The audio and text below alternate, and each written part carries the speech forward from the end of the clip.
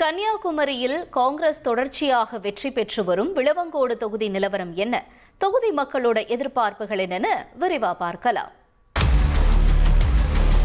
மக்களே, உங்க தொகுதி பத்தி கொஞ்சம் தெரிஞ்சுக்கோங்க. விளவங்கோடு சட்டப்பேரவை தொகுதி கன்னியாகுமரி மாவட்டத்தில் விளவங்கோடு, குழித்துறை, கடையல், அருமனை, இடைக்கோடு, களியக்காவளை உள்ளிட்ட பகுதிகளை உள்ளடக்கிய தொகுதி. தமிழகத்தின் கடைக்கோடி தொகுதியா இருக்கிற தொகுதியில மலையாள மொழி பேசும் மக்கள் கணிசமா இருக்காங்க. ரப்பர் சாகுபடி, தேனீ வளர்ப்பு அதிகமா இருக்கிற இந்த தொகுதியில விவசாயமே மக்களுடைய பிரதான தொழிலா இருக்கு.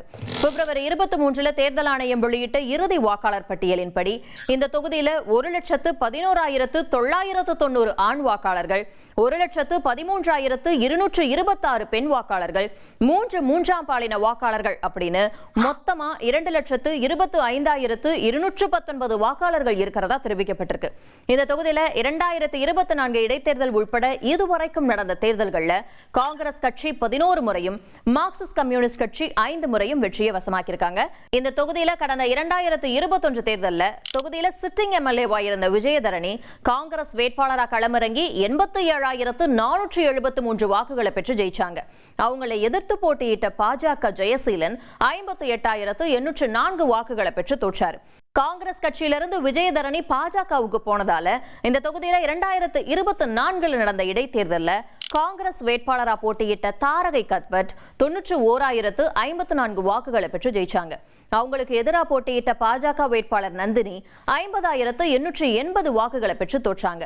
தொகுதியில 2011 தேர்தலில் இருந்து காங்கிரஸ் தொடர்ச்சியா ஜெயிச்சுட்டு வருது. இப்போ தேர்தல் நெருங்க விளவங்கோடு தொகுதி மக்களுடைய எதிர்பார்ப்புகள் என்னவா இருக்கு அப்படிங்கறத பார்க்கலாம்.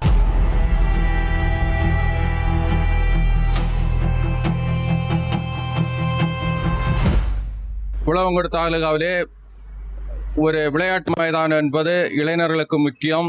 அது இதுவரை செயல்படுத்தப்படவில்லை, அதுவும் செய்ய வேண்டும். மேலும் வேலை வாய்ப்பை உருவாக்கக்கூடிய வகையில் ரப்பர் தொழிற்சாலை பல வருடங்களுக்கு முன்னாலே அதனுடைய முயற்சிகள் பல அரசியல் கட்சிகள் எடுத்தும் அது இன்றும் நிறைவேற்றப்படாத நிலையில் உள்ளது. வாழை விவசாயமும் தென்னை விவசாயமாக இரண்டாவது தொழிலாக வைத்துள்ளவர்கள். இதில் வாழை விவசாயமும் சரியான நீர் வரத்து இல்லாத காரணத்தால் நெய்யாறு, பேச்சிப்பாறை போன்ற கால்வாய்களிலிருந்து சரியான தண்ணீர் இங்கு வராத காரணத்தால் அந்த தொழிலும் பாதிக்கப்படுகிறது. தென்னை மரத்திற்கு குரங்குகள் தொல்லை அதிகமாக இருப்பதால் இளநீரை அது அழைத்து செல்வதால் தேங்காய் விவசாயமும் ரொம்ப பாதிக்கப்படுகிறது. அருமனை அரசு மருத்துவமனை இன்றைக்கு முழுநேர மருத்துவர் இல்லாமல் 30-40 கிலோமீட்டருக்குள்ளால் இருக்கின்ற மக்கள் அவதிப்படுகின்றார்கள். எனவே அந்த மருத்துவமனை நவீனப்படுத்தி மிகப்பெரிய ஒரு மருத்துவமனையாக்கி அங்கு முழுநேர மருத்துவர்களை அமைத்து தர வேண்டும். இந்த பகுதி மாவட்டத்திலே அதிகமான தேன் உற்பத்தி என்பது இந்த விளவங்கோடு பகுதியில் தான் நடைபெற்று வருகிறது. இந்த தேனை பயன்படுத்தி தேன் சம்பந்தமான உணவு தொழிற்சாலை இந்த பகுதியிலே ஏற்பட்டால் இதன் மூலம் தேன் விவசாயம் செய்கின்றவருடைய வாழ்வாதாரம் கூடும். களியக்கால பேரூராட்சிக்கு உட்பட்டு மீனச்சல் செல்லும் சாலையில் குப்பைகளை ரோட்டு பக்கத்தில் குமிச்சு கூட்டி வச்சுருக்காங்க. மக்கள் நடமாடுறதுக்கு ரொம்ப சிரமமாக இருக்குது. அதையும் அகற்றி வேறொரு இடத்துல குப்பை கிடங்கு அமைச்சு தரும்படி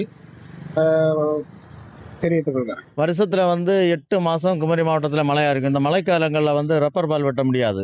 அந்த காலகட்டத்தில் இந்த தொழிலாளர்கள் குடும்பங்கள் ரொம்ப வறுமையில் இருக்கும்.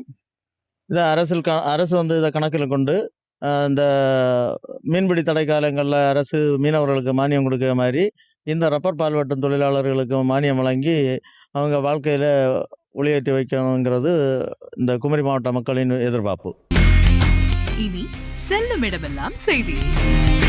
தந்தை டிவியின் வாட்ஸ்அப் சேனலை ஃபாலோ பண்ணினா செல்ல இருக்கும் இடமெல்லாம் செய்தி. இதோ QR கோட் இப்பவே ஸ்கேன் பண்ணுங்க, ஃபாலோ பண்ணுங்க.